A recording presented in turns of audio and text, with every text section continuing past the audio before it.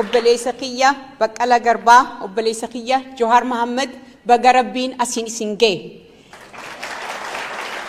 Ani Joharii fi Baqqalaanii fayyaadahaa jabaadhaa nuun jechuudhaaf as ga'uu isaanii baay'een gammada. Communitiin Oromoo Washington DC dha har'a qofa odoon ta'in akka bu'uuraatti qabsoo Oromoodha. Barattoota Oromoodhaatiin bara dheeraa dura bakka itti jalqabame.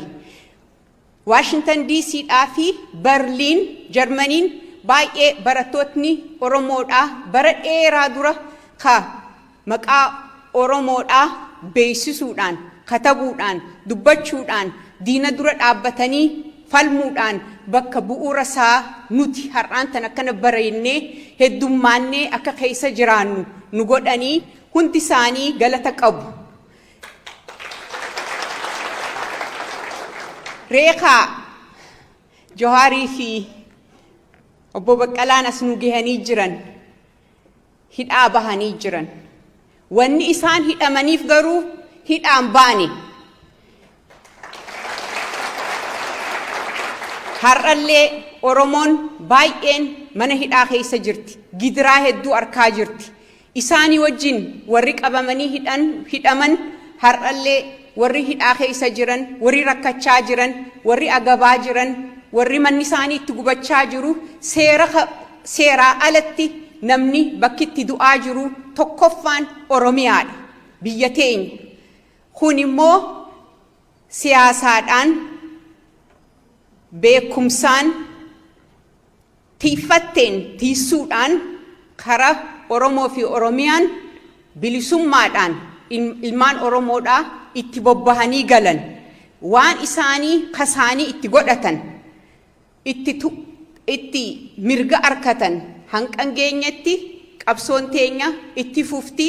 Nuti immoo warri Washington DC akkuma reefuun tana luboonni ja'anitti gadi baanee iyyachuun waan dandeenyeen gargaaruun qabeenya keenyaan beekumsa keenyaa fi dandeettii teenyaan har'a biyya bilisaa keessa gatii jirruu fi godhuun dirqama keenya, dirqama Oromummaadhaati. Gaafa obboleeyyan keenya kun mana hidhaa keessa jiran, gaafa agabanii guyyaa 40 meeqa keessa jiran booyuudhaan ala odoo cabbiin jiin, odoo oowwan jiin, odoo qabbanan jiin himannaa keenya bakka hundatti dhaqqabsiisuudhaan iyyannee jirra. Har'aas obboleeyyan keenya akkasumatti daggala keessa jiran, falmachaa jiran, lolaa jiran, booyaa jiran. Haati har'aas ilmaan reefkasiirra dhaabbattee bakka itti awwaallachuu hin dandeenye bira jirra. Kanammoo yamuutu irraanfachuun nurran jiru. Nuti biyya alagaa kana keessatti akkana babbareennee akkana tottollee obboleeyyan keenya simachuudhaaf carraa arkachuu keenyaaf Rabbi haa galatu. Isaanis nu jidduu jiraachuu isaaniitiif baay'ee gammachuu guddaan nutti dhageessisa.